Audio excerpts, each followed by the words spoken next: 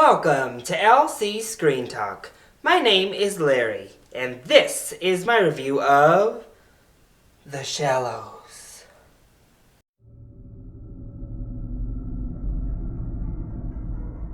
So I'm a bit of a sucker for a good shark movie. And I'm a bit of a sucker for Blake Lively. Yes, I did really enjoy Age of Adeline, and she was a big part of why. So really, this should have been a recipe for success. So what did I end up with? An okay meal, a serviceable meal, but nothing to write home about, nothing extraordinary. So really, what's frustrating with The Shallows to me was that there were so many things that were new, that were fresh, that were trying to be a little bit innovative, a little bit different, to put the genre into new directions. But it was all wrapped up in this just mediocre film that it was put to waste. So on one hand, I have to give the film props for at least attempting new things, at least pushing toward new avenues with this shark horror genre.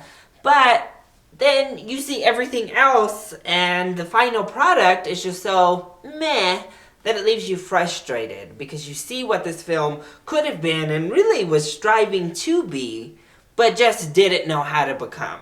First of all, the stylistic choices in the film I thought were actually very well utilized. The use of sound was wonderful in my opinion. There was one sequence that I absolutely loved at the beginning of the movie, just based purely on the use of sound. So they had a fun, typical sounding song playing as we watched these people surf above the water, and then we would get the underwater shots and it would go dead silent.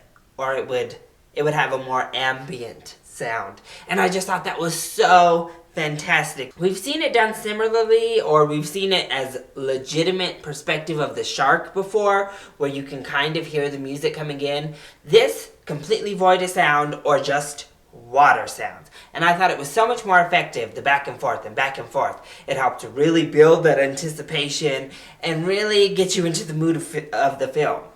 And I also think as they were doing that entire opening sequence, this could have probably been a pretty awesome just vacation film, an awesome surfing movie, because I thought they shot the surfing scenes really, really well. The scenery was just gorgeous, a wonderful environment to be a part of, and just the action shots were done really well, and the shots themselves also looked gorgeous to match the scenery. Speaking of gorgeous, Blake Lively looked amazing as ever here. But she also was very good in the film. She is so likable. I think that is her best trait as an actress, is that she just really connects to the audience and she's just likable. It's hard not to like Blake Lively as you watch her on the screen.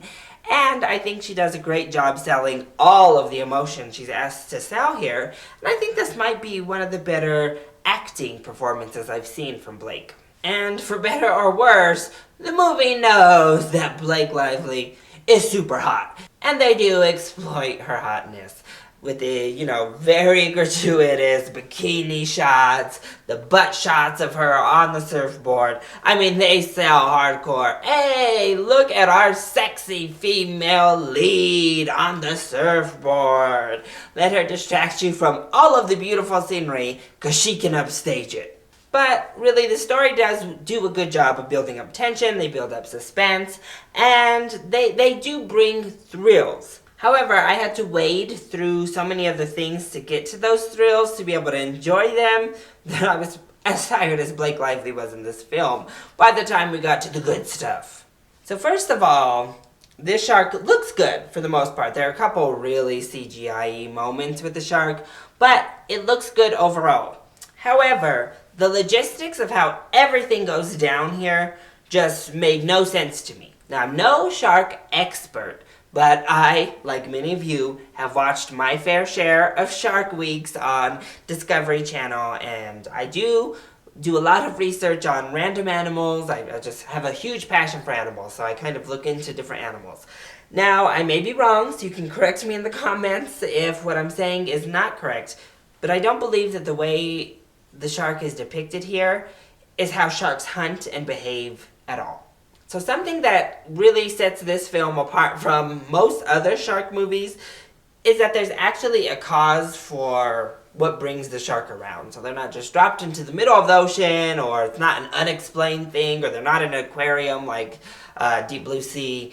There is a dead whale that logistically, again, makes sense to lure a shark toward the shallows. However, from there, it doesn't make sense because it looks like the shark maybe took a bite out of the whale, and the whole, what looks like a humpback whale, is just laying there in the water. A dead humpback whale just chilling. And instead of eating the already dead, plentiful feast you have here, the shark opts to attack living things that will fight it. From what I've understood, that's not typical for sharks' behavior. Once you fight back at that shark, it's gonna say, hey, you know what, I have this whale here, I'm good. But also, the whale only attracted one shark and some birds. That also didn't make much sense to me. I think that a huge whale like that, just kind of washing up in the ocean, would attract a feast. You've seen it plenty of times. They attract all predators in the ocean because it's a huge feast for everyone. Secondly, the way that the shark attacked, ate, chopped people and objects in this movie was completely unbelievable. I mean, you know, they were doing like chainsaw style cuts. It was just, you know, I don't know, swallowing people whole? I'm not really sure. And what added to the frustration of these shark attacks seeming to be completely unbelievable is the fact that we didn't actually get to see them. This film is rated PG-13. And it's very evident as you're watching it. There are some gruesome moments, you know, with some wounds and having to stitch them, and it's just like, oh god, it's gross. And a lot of that is sold by the actors. I'm not going to name the actors' names in the film that have to sell it, because hey, that would be a spoiler. But they do a very good job of helping push the gruesomeness of it all along. However, we don't actually get to see much of that at all. We don't get to see much of the shark attacks. We don't get to see much of the shark itself either, but as Jaws proved, that can be very effective. However, when you completely shy away from showing attacks or showing the action like The Shallows does, it takes away not only from the believability of it all, but kind of from the fun, the action that we want to see, what we came to a shark movie for. And they don't do it in a sophisticated way where you see like rumblings and thrashings and just like bloody water. The bloody water does come in at points, but they go to reaction shots instead, or they just don't do anything. I mean, it just is like, bloop, bloop. Oh, they're supposed to be dead? Is there a body? Did they wash ashore? Did that shark swallow that person whole? We don't know, and it just is super frustrating. There's a line in here about being in the shark's feeding space, and sharks are definitely not territorial like that. So, you know, to say something like that was just utterly ridiculous, and for this shark to literally stalk a prey like this for the amount of time that takes place in this movie just seemed unbelievable. The way it was happening in the film just never seemed organic to me. It didn't seem like how sharks actually hunt in the wild. And then, of course, when we get to the end, to the big climax of it all believability just goes straight out the window. But yeah, you kind of forgive movies a little bit for that once you realize that they're going for dumb, fun shark attack. But Also, while the movie does try to do fun, innovative things with some of the camera angles and it gets a little bit artsy, it's really nothing new. I mean, when you've seen a shark movie, you've seen all shark movies. Because it's really hard to inject anything new into this genre, especially after we've seen, you know, Sharknado. What more can you do to really make your movie stand out from the pack? And The Shallows doesn't really stand out from the pack. I'd say it's a pretty run-of-the-mill shark attack movie. It's far from the worst shark attack movie, that's for sure, but it's definitely not the best one I've seen either. It's a perfectly serviceable movie for the audience it's clearly aimed at. So, if you're interested in The Shallows, if you like shark attack movies, I'd say you can probably give this a matinee.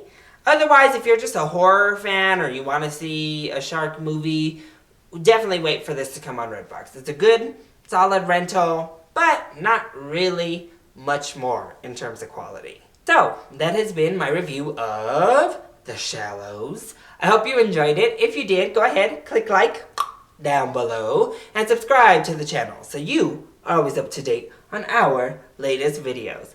Also, join in on the discussion. Are you excited to see The Shallows? And what is your favorite shark movie? I think I know what most people's favorite is. But let me know anyway, down in the comments below, or hit me up on Twitter. I love you all so much for your support. Mwah! Thank you for watching, and I'll see you next time. Bye!